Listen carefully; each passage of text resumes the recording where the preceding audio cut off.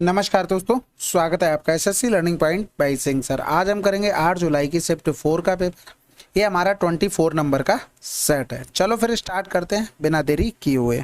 पहला सवाल है, तन्वी एक काम को 25 दिनों में पूरा कर सकती है, ताई उसी काम को 30 दिनों में पूरा कर सकती है। उन्होंने एक साथ मिलकर 5 दिनों तक काम किया और काम का कितना अंश शेष है। अगर आप लोग तैयारी करते होगे अच्छे से तो तन्वी शाह को तो जानते ही होगे ना।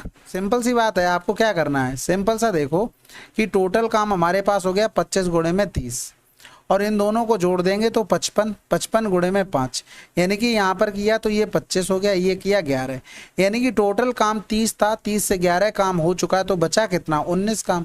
आंसर आ गया। देखो भाई, तन्वी काम कर रही थी 25 दिन में और यहाँ पर ताई की बात थी वो 30 दिन में। हमने डायरेक्ट एलसीएम ले लिया 25 गुणे में 30, ये टोटल वर्क। इनकी इफिशियंसी 30 हो गई, इनकी 25 हो गई, टोटल जोड़ेंगे तो 55 काम हो रहा ना एक दिन में, और 5 दिन में करना था। ये टोटल वर्क हो गया, बटे में 25 गुणे में 30 कर दिया। ठीक है, तो हमने इसमें ये निकाल लिया कितना भाग हो रहा है, उसमें से घटा दिया तो बचा हुआ आ गया। अगला सवाल। अब देखो, इसमें रेशियो चाहिए था AC का, इन दोनों का गुणा कर दो, आंसर आ जाएगा। 2 बटे में 3 गुणे में 7 बटे में 8 हो गया। 2 चौकू 8, 7 बटे में 12 आंसर। ऐसा क्यों हुआ? क्योंकि आपको पता है A/B इंटू में B/C करेंगे तो ये कैंसिल आउट हो जाना, इसलिए। अगला सवाल। त्रिभुज ABC की भुजा BC को D तक इस प्रकार बढ़ाया जाता है कि CD बराबर में AC। तो सबसे पहले तो BC को बढ़ाया जा रहा है, यही अपने आप में बड़ी बात है कि BC को बढ़ा रहे हैं। ठीक है, तो ये D हो गया, ये A हो गया। कह रहा था CD बराबर में AC हो गया। कह रहा था BA और D, यानी कि इसको भी मिला दिया गया। ठीक है भाई साहब, ये दे दिया था 118। ACB ये दे दिया था 80। तो ABC का मान यानी कि इसका मान हमें निकालना था। अब सवाल देखो कितना आसान हो गया। अगर हम इसको थीटा मान लें तो ये भी तो थीटा हो गया, यानी कि ये थीटा हो गया, तो ये कितना हो गया, 2 थीटा के बराबर हो गया। यानी कि यहाँ पर करेंगे तो थीटा कितना आ जाएगा, 40 आ जाएगा। यानी कि ये क्या हो गया, ये 40 मान आ गया। तो ये वाला कितना हो जाएगा, 180 माइनस का 118 माइनस का 40 हो जाएगा। त्रिभुज के तीनों कोणों का योगफल 180 होता है, यानी कि इधर जोड़ देंगे तो 158 हो गया। 158 में 22 जोड़ दो, आंसर आ जाएगा 180। ठीक है भाई, इसको हमने जोड़ा तो 118 और 40 150, 150 में 30 जोड़ोगे तो कितना आ जाएगा, 80 आ जाएगा। लेकिन 8 एक्स्ट्रा जोड़ लिया तो वो घटा दिया। अगला सवाल। ये तो समझ गए ना, ये एक्सटीरियर एंगल से हुआ है। ये त्रिभुज का इस तरीके से बना था, ऐसे बना था, ये यहाँ से लाइन आ गई, ये एक्सटीरियर एंगल का काम करेगा। यानी कि ये थीटा तो ये 2 थीटा। यानी कि आपको पता है कि एक्सटीरियर एंगल के इंटीरियर। अगला सवाल करते हैं भाई। देखो यहाँ पर कह रहा था त्रिज्य खंड का क्षेत्रफल 1 में तो चाप इंटू में R होता है, ये याद कर लेना। ठीक है, अब ये आता कैसे, कुछ नहीं होता, πr² थीटा बटे में 360 करते हैं, ये एरिया आ जाता है। अगर हम करेंगे 2πr थीटा बटे में 360 तो ये क्या आ जाएगा, चाप की लंबाई आ जाएगी। यानी कि यहाँ पर C लिख देते हैं। इन दोनों को डिवाइड करोगे तो यही रिजल्ट निकल कर आ जाता है। तो ये याद होना चाहिए, वैसे भी इस पर सवाल आते हैं। कह रहा था चाप की लंबाई चाप द्वारा बनाया गया केंद्रीय कोण इंटू में πr² कहाँ होता है, ये क्या अभी फार्मूला लिखा था, हमसे असत्य वाला ही पूछा था तो आंसर लगा दो, आगे चेक करने की जरूरत भी नहीं है। ठीक है, बाकी देख लेते हैं। यदि वृत्तों की त्रिज्याएं समान हो तो वृत्त सर्वांगसम होते हैं, जबकि समरूप वृत्तों की त्रिज्याएं भिन्न भिन्न हो सकती है। बिल्कुल सही बात है, कांग्रुएंट ट्रायंगल होता है जैसे, उसी तरीके से काम होता है, बराबर होंगे अगर कांग्रुएंसी की बात होगी, सिमिलर में नहीं। ठीक है, सिमिलर में रंग रूप मिलता है। कि एस भुजा वाले समबाहु त्रिभुज के अंतःवृत्त की त्रिज्या, ये फार्मूले होते हैं भाई, ये तो याद होने चाहिए, स्पेशल कुछ नहीं है। अगला सवाल। एक कक्षा के 35 विद्यार्थियों का औसत भार 40 kg है। इस कक्षा के 5 विद्यार्थी जिनका औसत भार इतना कक्षा छोड़ देते हैं तो शेष 30 विद्यार्थियों का औसत भार क्या होगा। भाई देखो, अगर हम ये वाली लाइन भूल जाएं तो ये 35 का 40 है, जो 30 लोग थे उनका भी तो एवरेज 40 रहा होगा, बिल्कुल रहा होगा। लेकिन भाई साहब ये 42 वाले जा रहे हैं, यानी कि ये भाई साहब एवरेज से 2 ज़्यादा लेके जा रहे हैं। 5 लोगों में टोटल कितना ज़्यादा ले गए, 10, यानी कि ये 10 का इसमें नुकसान होगा। टोटल तो 10 का नुकसान होगा, एक लोगों में कितने का होगा, तो बचे कितने लोग, 30, तो एक लोगों में 1/3 का नुकसान होगा। जो घटाने का तरीका होता है ना, इसको भी देख लो आप। अब यहाँ पर 1/3 लिखा है, तो 40 से पूरा 1 घटा दो 39, और 3 से 1 घटा दो 2/3। ये डायरेक्ट लिखने का तरीका होता है घटाने का। अगला सवाल। एक चुनाव में दो उम्मीदवार भाग लेते हैं, एक उम्मीदवार को कुल मतों का इतना प्राप्त हुआ और फिर भी वह 800 मतों से चुनाव हार गया। डाले गए मतों की कुल संख्या क्या है? जो सिंपल है भाई, 100 पड़े थे, एक को 42 मिले तो एक को कितने मिले होंगे? 58।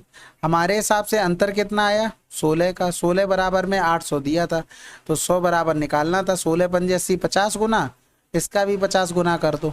अगला सवाल, 14 सेंटीमीटर त्रिज्या वाले गोले के आकार की एक गेंद को पेंट करने की लागत, यदि गेंद की पेंटिंग लागत इतनी है। सबसे पहले 11 की डिविजिबिलिटी, 2 1 3 हो गया, 3 2 5 खत्म। इधर जोड़ेंगे तो ये 3 हो गया, 3 2 5 खत्म, 2 1 3 हो गया, 3 2 5 खत्म, 3 1 4, 2 2 4 आंसर। ठीक है। अब गोले को पेंट करना है तो 4 पाई आर स्क्वायर होता है टोटल फार्मूला उसका, 22/7 हो गया। इतना अच्छा ये बताओ ये लिखना क्यों है? 4 गुणे में जब रेडियस दी हो 14 तो एरिया क्या होता है? 616। ये आपको याद होना चाहिए। 7 44 154, यहाँ पर 14 हो गया तो ये 88, ये 616। ठीक है, तो ये रेडियस होती है, ये 2 पाई आर का मान, ये पाई आर स्क्वायर का मान, ये याद होनी चाहिए छोटी छोटी चीजें। ठीक है, इसमें 5 का गुणा तो 5 चौको 20, 2 छक्के 12, 2 एकम 2 1 3, 2 छक्के 12 आंसर। अगला सवाल, एक मशीन का मूल्य हर वर्ष 5% घट जाता है। यदि मशीन का वर्तमान मूल्य इतना है तो 2 वर्ष बाद इसका मूल्य क्या होगा? देखो सिर्फ इतना लिखना है आपको, 95 गुणे में 95, बस। 8 का मल्टीपल चेक कर लो, 19 का मल्टीपल चेक कर लो, जो भी कर लो, लेकिन जिसके लास्ट में 5 होता है उसका स्क्वायर निकालना बहुत आसान है। देखो 5 का स्क्वायर 25 हो गया, इसको एक एक्स्ट्रा नंबर से यानी कि 10 में 1 जोड़कर इसमें गुणा कर दो, यानी कि ये डायरेक्ट स्क्वायर हो गया। तो 90 25 में गुणा कर दो 8, 8 पन्ने 40, 8 दूनी 16, 4 20 हो गया और 2 रहेंगे, 8 9 72 आंसर। अगला सवाल, अब इसे देखो ये काफी आसान है। यहाँ पर देखो ए स्क्वायर माइनस बी स्क्वायर लिखेंगे तो क्या बचेगा? कॉस स्क्वायर थीटा माइनस का साइन स्क्वायर थीटा और इनटू में क्या हो जाएगा? Cos square theta. जितना मैं लिख रहा हूँ इतने लिखने की जरूरत नहीं थी आपको, आपको डायरेक्ट लिखना चाहिए था। क्या अभी बता रहा हूँ भाई, ये तो 1 हो गया, इसका मान क्या होता है? ये किसका फार्मूला है? cos 2 थीटा का। ये चीज आपको डायरेक्ट लिखनी थी बस। ठीक है, अगर हम इसको देखेंगे तो आपको sin 2 थीटा का फार्मूला पता है कि 2 sin थीटा और ये हो गया cos थीटा। अगर हम इसी के 4 थीटा का मान लिखेंगे तो ये हो गया 2 sin 2 थीटा और ये हो गया cos 2 थीटा। अब यहाँ पर देखो 4/5 यानी कि इस तरीके से ट्रायंगल अगर हम बना लेते हैं तो ये 4 हो गया, ये 5 हो गया, तो ये कितना हो जाएगा? 3। तो यहाँ पर sin 2 थीटा का मान लिखेंगे तो ये 3/5 हो गया। cos 2 थीटा का लिखेंगे वो तो 4/5 पता ही था, 4 3 12 दूनी 24/25 आंसर। अब इसमें स्टेप्स कटिंग जितनी कर लोगे उतनी जल्दी आंसर आ जाएगा, बाकी तो लिखते रहोगे फिर तो लिखना ही रहेगा। यदि कोई छात्र छात्रा 40.5 से अधिक अंक प्राप्त करता या करती है तो उसे अर्हता प्राप्त के रूप में चिन्हित किया जाता है। यहाँ अर्हता प्राप्त छात्रों की संख्या तथा अर्हता प्राप्त न करने वाले छात्रों की संख्या क्या है? तो भाई सिंपल सा है, यहाँ पर देखो ये 40.5 ये रहा, इससे ज्यादा देखो 2.5 हो गया, इधर 3 हो गया, 3 2 5.5, 7.5, इधर 2 है यानी कि 7 में 2 जोड़ा 9, 9.5 आ गया टोटल। इधर 1.5 और 0.5 को जोड़ेंगे तो 2 आ गया, तो हमें इसी का रेशियो बताना था। तो ये पॉइंट इधर हट गया, ये 19 हो गया, ये 5 चौको 20 आंसर। अगला सवाल, राम राहुल से 20 वर्ष बड़ा है। n वर्ष पहले राम की आयु राहुल की आयु से 3 गुना थी, यानी कि 3 गुना थी तो 1 रेशियो में 3 हो गया। n वर्ष पहले की बात कर रहा, यानी कि कहीं प्रेजेंट कुछ रहा होगा n वर्ष पहले कह रहा, अब से 2n वर्ष बाद, यानी कि ये देखो प्रेजेंट हो गया, ये n वर्ष पहले की बात कर रहा, ये 2n वर्ष बाद की बात कर रहा, तो ये 15 रेशियो में 11 हो गया। भाई देखो यहाँ पर डिफरेंस ये जो है वो बराबर आना चाहिए। 3 और 15 का डिफरेंस करेंगे तो 12 हो रहा, 11 और 1 का डिफरेंस 10 हो रहा है, यानी कि बराबर नहीं तो बराबर करना पड़ेगा। तो इसमें देखेंगे कितने का डिफरेंस? 4 का। इसमें देखेंगे 2 का डिफरेंस, तो इसको भी 4 का बना लो, यानी कि नया रेशियो जो बन के आएगा 3 दूनी 6, 2 हो गया और इधर 15 रेशियो में 11 हो गया, ये नया रेशियो बना है। अब एक चीज बताओ, आज अगर आप और आपके भाई में अंतर 20 वर्ष का है, मतलब आपका भाई आपसे 20 वर्ष बड़ा है, तो 20 साल बाद कर लो चाहे 30 साल बाद कर लो, वही तो अंतर रहेगा। तो बस यहाँ पर देखो हमारे हिसाब से अंतर कितना 4 है, यानी कि इसी 4 का मान हमको 20 दिया गया था। अगर हम यहाँ पर देखें ये कितने यूनिट चल रहा 9, यानी कि यहाँ पर देखेंगे तो 9 बराबर कितना हो जाएगा 45। ये 45 किसके बराबर हो जाएगा, यहाँ से यहाँ तक कितना था, ये 3n था ना टोटल, तो यही 3n बराबर में 45 कर दो और n बराबर में कितना हो गया 15 आंसर। अगला सवाल, संख्या 3 के 2% का 5% किसके बराबर होगा। तो देखो नीचे 4 जीरो आएंगे, ऊपर 1 जीरो बन रहा, भाई 5 या 15 दूनी 30 हो रहा, नीचे आ गया 4 जीरो, इतना लिखने की जरूरत नहीं थी, एक कट गया 3 के बाद आना है, बात खत्म। अगला सवाल, ए बी को एक वस्तु 10% के लाभ पर बेचता है, बी उसी वस्तु को सी को इतने के लाभ पर, सी उसी वस्तु को डी को इतने लाभ पर, डी ने उस वस्तु के लिए इतने का भुगतान किया तो ए ने उसे किस मूल्य पर खरीदा था।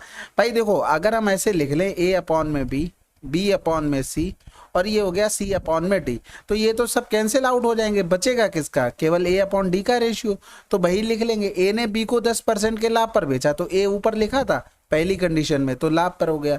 बी उसी वस्तु को सी को 60% के लाभ पर बेचेगा, सी को 60% पे बी, यानी कि यहाँ पर 100 हो गया, सॉरी बी ऊपर है ना, तो 100 हो गया, यहाँ पर 160, ये दूसरे वाली कंडीशन के लिए। फिर क्या किया, सी उसी वस्तु को डी को 12.5% के लाभ पर, 12.5% का लाभ मतलब होता है 1/8 हो गया, यानी कि डी ने अगर 8 में खरीदी तो वो, अरे सॉरी सी ने 8 में खरीदी तो डी को बेचेगा 9 में, तो डी यहाँ पर नीचे लिखा, ये ऊपर लिखा था। अब कैलकुलेशन कर लो, ये 0 से 0 चला गया, 1 0 इधर चला गया, इधर करेंगे तो 8 दूनी 16 हो गया, 100 बटे में 9 दूनी 18, यानी कि 8 9 1 आ गया। इसका मान हमें दिया गया था 59.40। अब देखो ऑप्शन का सारा लो, 8 में किसका गुणा करे 4 मिल जाएगा, 8 2 64 मिलेगा, 8 दूनी 16 नहीं मिलेगा, 8 3 24 मिलेगा, 8 चौक 32 नहीं मिलेगा, इन्हीं दोनों में से होगा। सबसे आसान क्या 3, तो ये देखो 3 बार पूरा पूरा कट भी गया, क्योंकि 19 3 57 होता है। इधर गुणा करेंगे, यहाँ पर 1 के बाद पॉइंट था, इसलिए क्या बचेगा 30 बचेगा, यानी कि 198 बराबर में 59.4, 100 बराबर में 30 आ जाएगा। ठीक है, आसान था, आप सक्सेसिव से भी कर सकते हो, जैसे करना चाहो वैसे हो जाएगा। निम्नलिखित में से किस पाठ्यक्रम में प्रवेश में 2015 से 2020 तक या लगातार वृद्धि हुई या लगातार गिरावट हुई है। 2015 से लेके 2020 तक, सबसे पहले देखो 4 लिखे हैं तो 4 ही ऑप्शन में, कोई दिक्कत नहीं। इसमें देखते हैं भाई अभ्यंतरी में, यहाँ पर देखो वृद्धि हुई है, फिर ये कमी हो गई, हटा दो, हमें लगातार चाहिए, या तो गिरावट हो या तो वृद्धि हो। इसमें देखो गिरावट हुई, फिर से ये क्या हो गई वृद्धि हो गई, खत्म हो गया सवाल। इसमें देखेंगे ये वृद्धि हुई, फिर वृद्धि हुई, फिर कमी हो गई, खत्म हो गया, आंसर एक ही बचा था, सब थोड़ी ना चेक करेंगे। अगला सवाल, एक अर्धगोलाकार लकड़ी के कटोरे की भीतरी और बाहरी त्रिज्या क्रमशः इतनी इतनी है, तो इसकी पूरी सतह को पॉलिश किया जाना है और पाई सेंटीमीटर स्क्वायर पॉलिश करने की लागत इतनी है, तो कटोरे के पॉलिश करने में कितना खर्च होगा। तो देखो भाई इतने सेंटीमीटर स्क्वायर में इतना था, तो 1 सेंटीमीटर स्क्वायर में इतना खर्चा होगा, यानी कि जो भी एरिया निकलेगा हम 50/पाई का गुणा कर देंगे। सबसे पहले इसका टोटल सरफेस एरिया, यानी कि हॉलो है, यानी कि खोखले अर्धगोले का अगर टोटल सरफेस एरिया लिखेंगे तो ये पाई कॉमन ले लो, ये हो जाता 3r² या r1² लिख लो और r2 स्क्वायर हो जाएगा। बस इसमें ये याद रखना है कि कौन सी रेडियस कहाँ जा रही है, अगर ये भूल गए तब दिक्कत होगी। तो ये पाई हो गया, 3 इंटू में r1 यानी कि 64 हो गया, प्लस का r2 का स्क्वायर यानी कि 36 हो गया, तो 3 चौकू 12, 3 छक 18 और 1 19 हो गया, प्लस में 36, 6 2 8 हो गया, 9 3 12, यहाँ से लगा 1 228 पाई आ गया। इसमें 50 बटे में पाई का गुणा कर देंगे तो आंसर आ जाएगा 0, 5 8 40 हो गया, 22 पंजे 110 और 4 जोड़ देंगे 114 आंसर। तो ये ध्यान रखना, बड़े वाले के साथ बड़ी वाली रेडियस होगी। ठीक है, आप देखो इसको एक बार समझ लो, फिर इतना कंफ्यूजन नहीं होता है। देखो ये बना हुआ हमारा एक कटोरा, बढ़िया सा सुंदर सुशील टिकाऊ। अब यहाँ पर समझो, थोड़ा इसको एडजस्ट कर ले, यहाँ पर जो जो लिख रहे हैं ना उस पर ध्यान दो। अगर हम बाहर वाले सरफेस का एरिया लिखते, पूरा तो 4πr² होता है, तो ये 2 पाई, अगर हम कैपिटल R का लेते तो 2πr² हो जाता। अगर अंदर वाले का लिखते हैं भाई, कटोरे में जो अंदर अंदर का पार्ट होता है उसका क्या हो जाता, 2πr² हो जाता। लेकिन एक चीज देखो, ये जो नया हिस्सा निकल आया इसका भी तो एरिया निकालना है, तो ये क्या बना है, ये इस तरीके से है। अगर ये 2 सर्किल बना दें तो इस वाले का हमें एरिया निकालना है, यानी कि इसकी रेडियस r हो गई, इसकी रेडियस सॉरी स्मॉल वाली ये स्मॉल r हो गई। तो अगर हम इनका एरिया पूरा लिखते तो πr² होता है, तो पाई यहाँ से हटा देंगे तो 1r² माइनस का πr² ये हो जाता है, यानी कि अगर हम यहाँ पर लिखेंगे तो πr² और माइनस में पाई आर स्क्वायर हो गया, यानी कि ये लिखेंगे तो 3 पाई आर स्क्वायर, ये घटा देंगे तो ये हो जाएगा प्लस का पाई आर स्क्वायर हो जाएगा। ठीक है, अब आपको फार्मूले में भी दिक्कत नहीं होगी, कौन सा बड़ा है कौन सा छोटा है, क्या लेना क्या नहीं लेना, सब समझ में आ जाएगा। बस एक दो बार और अगर देखना हो देख लेना, बाकी फार्मूला अगर याद है तो अच्छी बात है। अगला सवाल, अब इसको देखो भाई, जितना जूम करना था ना सब जूम कर लिया, इससे ज़्यादा क्लियर नहीं हो पा रहा था। कह रहा था मई के महीने में कौन सा फल सबसे ज़्यादा बिका और सबसे कम बिकने वाले फल से कितना ज़्यादा बिके। देखो मई तो ये रहा, सबसे ज़्यादा कौन सा बिका, ये फल बिका, देखो यहाँ पर 70 दिख रहा पहले नंबर पे। लास्ट में देखेंगे सबसे कम कौन सा बिका भाई, ये रहा 45, इससे भी कम है ये 42, यानी कि ये सबसे कम बचा। यानी कि इसमें डिफरेंस करेंगे, 10 से 2 गया तो 8 हो गया, और 6 से 4 गया तो 2, यानी कि 28 कम बिका। कौन, सेब की बात हो रही है भाई। अच्छा ज़्यादा की कह रहा था ना, तो एप्पल हमने कर लिया। ठीक है, कुछ ऐसा खास नहीं था। अब इसमें देखो सबसे पहले गुणा, 2 दूनी 4 और 2 6 हो गया। फिर यहाँ पर डिवाइड करेंगे तो 2 एकम 2 हो गया, यानी कि इधर करेंगे तो ये 3 हो गया। ठीक है, अब इसको सॉल्व कर लेते हैं। तो 1/2 गुणे में, उससे पहले इनको सॉल्व करेंगे तो 1/4 हो जाएगा, क्योंकि ऑफ लगा है तो ये 4 चला जाएगा ऊपर, तो ये हो जाएगा 2 दूनी में 4। ठीक है, गुणे का साइन कर लिया, 4 ऊपर पहुंच गया। अब अगर ये नीचे वाले टर्म को सॉल्व करते हैं तो सबसे पहले ऑफ सॉल्व करना पड़ेगा, तो 1/4 हो गया। एलसीएम लेंगे तो 4 हो गया, यानी कि 2 प्लस का 1 हो गया, यानी कि 3/4 आ गया। यानी कि इनको सॉल्व करेंगे तो 2/3/4, यानी कि 8/3 आ गया। तो यहाँ पर देखो 3 डिवाइड बाई 8/3 होगा, और जब अगर हम साइन चेंज करेंगे तो 8 नीचे आ जाएगा, 3 ऊपर पहुंच जाएगा, तो 3 3 का 9 हो रहा, आंसर लगा दो। अगला सवाल, प्रत्येक 5 सेंटीमीटर किनारे वाले दो घनों को उनके फलकों की तरफ से एक दूसरे के साथ जोड़ा जाता है। इस प्रकार बने घनाओं का पृष्ठीय क्षेत्रफल 6a² इंटू में 2 माइनस में हो गया 2 इंटू में a², 6 दूनी 12, 12 से 2 गया तो 10, a² हो गया, यानी कि 250 आंसर आ गया। भाई ये हमारे पास 2 घन है। ठीक है, एक घन ये है, हमने अगर एक का एरिया लिखा टोटल सरफेस एरिया तो ये हो गया, 2 का लिखते तो ये हो जाता, लेकिन ये वाले दोनों दब भी तो जाएंगे ना, तो ये तो मिलेगा नहीं, तो इसलिए हमने 2a², एक का क्या होगा, एक स्क्वायर की तरह होता ना, एक का एरिया a², 2 का 2a² माइनस कर दिया। अगला सवाल कह रहा था सभी 3 वर्षों में प्रथम श्रेणी के साथ उत्तीर्ण होने वाले विद्यार्थियों की संख्या का 2020 में विद्यार्थियों की कुल संख्या से अनुपात कितना है। तो 2020 में कुल, और प्रथम श्रेणी से उत्तीर्ण होने वाले तो ये फर्स्ट डिवीजन वाले रहे। ठीक है, तो यहाँ पर करेंगे, ये 20 हो गया, 70 20 90 हो गया, और ये हो जाएगा 85, 85 में 90 जोड़ देंगे तो 175 हो गया। इधर हम देखेंगे किसकी बात कर रहा था, 2020 में कुल 2020 में विद्यार्थियों की कुल संख्या, तो 20 में हमारा ये रहा, यानी कि बीच वाले हमें सभी जोड़ने पड़ेंगे, तो ये 70 हो गया। इधर देखेंगे 80, 150 हो गया। इधर जोड़ेंगे 150 में ये कितना हो रहा है भाई, 150 ऊपर 95 कर लो, यानी कि 5 हो गया, 9 5 14 के 4, हाथ से लगा 1 हो गया, 245। तो इसका रेशियो बनाना था बस, तो 25 7 175 से कुछ होने वाला नहीं, तो इधर कर लेंगे। यहाँ तो रेशियो भी नहीं बन रहा है, कुछ मिस कर दिया क्या। अच्छा हाँ, ये तो मिस हो गया भाई, ये देखो ये बैठे हुए हैं छोटे से कोने में। ठीक है, इनको 5 प्लस और कर लो, यानी कि ये हो जाएगा हमारे पास 250। तो यहाँ पर 50, भाई मैं कहूँ आंसर तो बनना चाहिए था, तो 25 7 175 आंसर, माफ़ कीजिएगा। अगला सवाल सॉल्व कर लेते हैं भाई। 8 छंग 48, 6 पंजे 30 हो गया, 6 तियाँ 18 हो गया, 6 तियाँ 18। इधर 720 था, यानी कि अगर हम जोड़ेंगे तो 0 हो गया, माइनस का 8 हो गया, 10 से 8 घटाएंगे 2, तो 2 ऑप्शन है। ये हो नहीं सकता भाई, आप तो 720 में 30 और जोड़ोगे और मामूली सा आपको घटाना है, तो 732 पे ही तो पहुंचोगे, और बाकी इतना कोई टफ भी नहीं, आप कर भी सकते हो। 750 माइनस का 18, 2 बचा, 4 से 1 गया 3, आंसर। अगला सवाल, वैसे आपको देखते ही आंसर लगाना चाहिए था, इस टाइप का नंबर दिया गया था। ठीक है, 24 चूड़ियां खरीदने पर मीना को 6 चूड़ियां मुफ्त मिलती है। मीना को कितने % की छूट मिली, 6 कम 6, 6 चौक 24, 4 1, यानी कि 5 लाया और 1, 5 दूनी 10 आंसर। भाई देखो, या तो ऐसे कर लो, 6 मुफ्त मिली, टोटल लाए कितने 30, गुड़े में 100, तो 6 पंजे 30, 5 दूनी 10 कर लो। ओरल करना सीखा करो भाई, जितना ओरल करोगे उतना ज़्यादा फायदे में रहोगे। कह रहा था देखो सिंपल से उभयनिष्ठ स्पर्श रेखा की लंबाई, ये बहुत सवाल पूछे गए, इस पे भर भर के पूछे गए।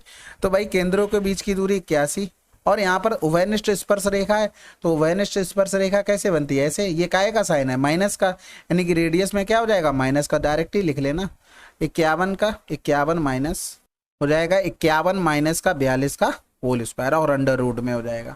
तो ये चीज़ ध्यान रखा करो। देखो यहाँ तो माइनस हमेशा होता है, केवल प्लस माइनस में कन्फ्यूजन होता है, वो भी नहीं होगा भाई। ट्रांसवर्स लाइन ऐसी बनती है, हल्का प्लस की तरह बनती है, ठीक है। यहाँ पर करेंगे तो ये हो जाएगा 9 का स्क्वायर। अब एक बार दोनों को जोड़ दो, एक बार घटा दो भाई। ए स्क्वायर माइनस बी स्क्वायर का फार्मूला तो याद होगा, ये भी नहीं याद है, इतना तो होना चाहिए भाई। 90 हो गया, 11 से 9 गया 2, 72 हो गया। तो इधर करेंगे तो 9 अट्ठे 72 हो जाएगा, यानी कि 9 चौक 36 दूनी 72 हो गया। इसको लिखेंगे तो 9 गुणे में 5 गुणे में 2 हो गया, यानी कि ये पूरा क्या था, रूट में था। तो देखो 9 आ जाएगा एक बाहर, इसका देखो 2 बाहर आ गया, 4 का 2 बाहर आ जाएगा, अंडर रूट में बचेगा 5। 9 दूनी 18 दूनी 36 रूट 5 आंसर। अगला सवाल, एक आदमी स्थिर जल में 8 किलोमीटर प्रति घंटा की चाल से नाव चला सकता है। अच्छा, इसमें ये तो आप देख ही सकते हो ना, यहाँ पर 9 की डिविजिबिलिटी भी चेक कर सकते हैं। जैसे 81 का स्क्वायर 9 का स्क्वायर, अगर हम देखते तो इससे 9 स्क्वायर कॉमन आ जाता ना, तो वो 9 स्क्वायर रूट के बाहर निकल आता, तो हम डिविजिबिलिटी चेक करके भी कर सकते हैं। आशा है कि इतने लेक्चर देखने के बाद आप ये चीज़ जान गए होंगे। यदि उसे धारा के प्रतिकूल जाने में धारा के अनुकूल जाने में लगने वाले समय से 3 गुना अधिक समय लगता है तो धारा की चाल क्या होगी। तो देखो सबसे पहले टाइम देखो, टाइम का रेशियो एक तरफ इधर जा रहा, एक तरफ इधर, यानी कि उसे विपरीत में टाइम ज़्यादा लगेगा। इसमें सोचने की तो बात ही नहीं होती भाई, धारा के विपरीत जाओगे तो टाइम ज़्यादा लगेगा ही। तो एक चीज़ बताओ, जितना जा रहा उतना वापस आ रहा है, यानी कि टाइम का रेशियो ये हो गया, तो स्पीड का रेशियो क्या हो जाएगा, 3:1 हो जाएगा। लेकिन ये स्पीड आती कौन सी है, ये ए प्लस बी का मान है, ये ए माइनस बी का है। यानी कि भाई धारा की दिशा में जाओगे तो नाव की चाल धारा की चाल जुड़ जाएगी, विपरीत जाओगे तो ये हो जाएगा। इनका मान 3/1। कंपोनेंडो एंड डिविडेंडो लगाएंगे तो a अपॉन बी, 3 1 4, 3 से 1 गया 2 हो गया, 3 1 4, 3 से 1 घटाया 2। पता है ना कंपोनेंडो एंड डिविडेंडो, अगर लिखा हो इस तरीके से तो a प्लस का b, a माइनस का b, इधर हो गया c प्लस का d, c माइनस का d। ये आशा है कि आप लोग समझ गए होंगे कि कैसे क्या चल रहा है। अब यहाँ पर देखो धारा की चाल की बात कर रहा, हमें क्या दिया गया, स्थिर जल में इतनी की चाल से नाव चल रही, यानी कि नाव का मान हमें 8, 2 गुना तो इसका भी 2 गुना कर दो। अगला सवाल, राम ने साधारण ब्याज पर एक निश्चित धनराशि निवेश की, 3 वर्षों में वह अपने आप का 5/4 गुना हो जाती है, तो वार्षिक प्रतिशत दर बतानी। देखो अगर ये प्रिंसिपल है हमारे पास और ये लिखा है हमारे पास अमाउंट, तो ये एक क्या आ जाएगा, ये ऐसा ही आ जाएगा, खत्म हो गया सवाल। 4 गुणे में 3। अब जितना मैं लिखने जा रहा हूँ ये लिखना नहीं होता है, आपको डायरेक्ट देखना था। 4 हो रहा था, एक ब्याज मिल रहा था, यानी कि 100/12 आएगा, 8 आ जाएगा आंसर। 12 8 96 हो जाता ना। तो भाई ये प्रैक्टिस जितनी ज़्यादा करोगे उतने ज़्यादा फायदे में रहोगे। तो r बराबर में 100/12, 12 8 96 हो गया, बचा 4, 12 3 36। अगला सवाल, 2 त्रिभुज समरूप दिए गए थे, इस पे भी बहुत सवाल आए हैं। कह रहा था ABC के सबसे छोटी भुजा ये है, अगर ABC की भुजाएं इतने अनुपात में है तो DEF का क्षेत्रफल ABC के क्षेत्रफल का आधा है, यानी कि DEF ABC और यहाँ पर DEF, इनका एरिया की बात करें तो इनका आधा दिया गया था, यानी कि DEF का ABC का आधा है। तो DEF की सबसे बड़ी भुजा कौन सी होती, भाई देखो इसमें सबसे बड़ी भुजा कौन सी होगी, 3 4 5। अगर हम देखें तो यहाँ पर जो मान दिया गया था 15 सबसे छोटी भुजा का मान, तो 25 होगी सबसे बड़ी भुजा के मान बस। तो इसकी 25 सबसे बड़ी भुजा, तो इसकी x सबसे बड़ी भुजा होगी। बस ये ध्यान रखना, DEF की भुजा पहुंची है तो नीचे ही एरिया उसका लिखना। ये तो पता है ना, एरिया के साथ साइड का रेशियो का जो चलता है वो स्क्वायर चलता है, चाहे पेरीमीटर हो चाहे हाइट हो, एरिया के साथ हमेशा स्क्वायर रहेंगे। तो दोनों तरफ रूट ले लेते हैं भाई, रूट लेंगे तो ये √2 आ जाएगा, बराबर में 25/x आ गया। तो x बराबर क्या लिख सकते हैं, 25/√2 आंसर। अगला सवाल, अब अगला क्या है, ये हमारे टोटल 25 सवाल थे 8 जुलाई की शिफ्ट 4 के पेपर।